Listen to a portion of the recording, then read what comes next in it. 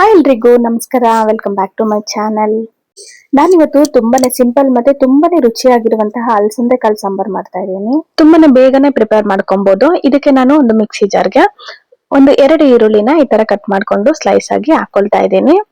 ಹಾಗೆ ಇದ್ರ ಜೊತೆಗೆ ನಾನು ಸ್ವಲ್ಪ ಬೆಳ್ಳುಳ್ಳಿ ಹಾಕೊಳ್ತಾ ಇದ್ದೀನಿ, ಸ್ವಲ್ಪ ಶುಂಠಿ ಕೂಡ ಹಾಕೊಳ್ತಾ ಇದ್ದೀನಿ. ಅದ್ರ ಜೊತೆಗೆ ಸ್ವಲ್ಪ ಹಸಿ ಕೊಬ್ಬರಿ ಹಾಕೊಳ್ತಾ ಇದ್ದೀನಿ.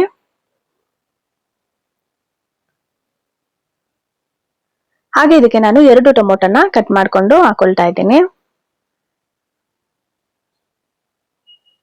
ಇದ್ರ ಜೊತೆಗೆ ಸ್ವಲ್ಪ ಕೊತ್ತಂಬರಿ ಸೊಪ್ಪು ಕೂಡ ಹಾಕೊಬೇಕು.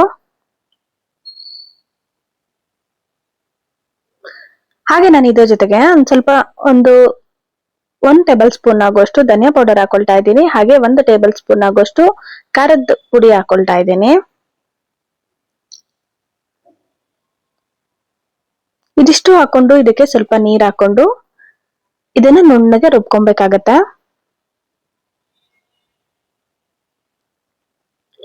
ಈ ಸಾಂಬಾರ್ನ ನಾವೊಂದು 15 to 20 ಮಿನಿಟ್ಸ್ ಒಳಗಡೆನೆ ತುಂಬಾ ಬೇಗನೆ ಪ್ರಿಪೇರ್ ಮಾಡ್ಕೊಬಹುದು. ರುಚಿ ಮಾತ್ರ ತುಂಬಾನೇ ಚೆನ್ನಾಗಿರತ್ತೆ. ನೋಡಿ, ಈ ತರ ನುಣ್ಣಗೆ ರುಬ್ಕೊಂಡಿದ್ದೀನಿ. ಈಗ ನಾನು ಅಲಸಂದೆ ಕಾಳನ್ನ 1-2 ಅವರ್ ನೆನ್ಸಿಟ್ಟಿದ್ದೆ. 1-2 ಅವರ್ ನೆನ್ಸಿಡ್ಬೇಕಾಗತ್ತೆ. ಈಗ ಒಂದು ಕುಕ್ಕರ್ಗೆ ನಾನು 3ರಿಂದ 4 ಟೇಬಲ್ ಸ್ಪೂನ್ ಆಗೋಷ್ಟು ಎಣ್ಣೆನ ಹಾಕೊಂಡಿದ್ದೀನಿ. ಹಾಗೆ ಸ್ವಲ್ಪ ಸಾಸಿವೆ ಹಾಕೊಂಡಿದ್ದೀನಿ, ಸ್ವಲ್ಪ ಜೀರಿಗೆ ಮತ್ತೆ ಸ್ವಲ್ಪ ಕರಿಬೇವು ಕೂಡ ಹಾಕೊಳ್ತಾ ಇದ್ದೀನಿ. ಇದಿಷ್ಟು ಹಾಕೊಂಡು ನಾನು ಅಲಸಂದೆನ ಚೆನ್ನಾಗಿ ನೀಟಾಗಿ ವಾಶ್ ಮಾಡಿ ಹಾಕೊಳ್ತಾ ಇದ್ದೀನಿ.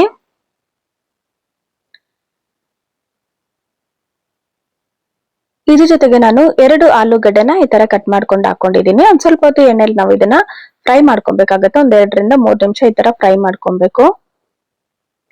ಅದಾದ್ಮೇಲೆ ನಾನು ರುಬ್ಕೊಂಡಿರೋ ಮಸಾಲೆನ ಹಾಕೊಳ್ತಾ ಇದ್ದೀನಿ.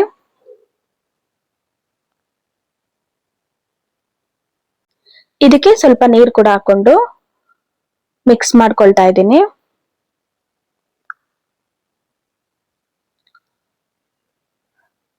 ಹಾಗೆ ನಾನು ಇದಕ್ಕೆ ಸ್ವಲ್ಪ ಖಾರ ಕಮ್ಮಿ ಅನ್ನಿಸ್ತು, ಅದಕ್ಕೆ ಇನ್ನ ಒಂದು ಅರ್ಧ ಟೇಬಲ್ ಸ್ಪೂನ್ ಆಗೋಷ್ಟು ಖಾರದ ಪುಡಿ ಹಾಕೊಂಡು ಮಿಕ್ಸ್ ಮಾಡ್ಕೊಳ್ತಾ ಇದ್ದೀನಿ. ಉಪ್ಪು ಕೂಡ ಹಾಕೊಂಡು ಅದ್ರ ಜೊತೆಗೆ ನಾನು ಹುಣಸೆ ಹಣ್ಣಿನ ಪೇಸ್ಟ್ ಕೂಡ ಹಾಕೊಳ್ತಾ ಇದ್ದೀನಿ.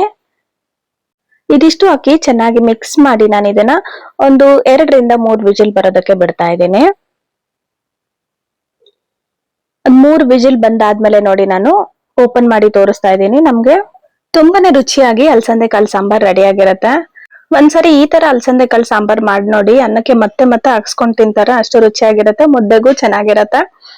ಅಲಸಂದೆ ಕಾಳಲ್ಲಿ ಪ್ರೋಟೀನ್ ಮತ್ತೆ ಫೈಬರ್ ಹಾಗೆ ಪೋಷಕಾಂಶಗಳು ತುಂಬಾನೇ ಇದೆ.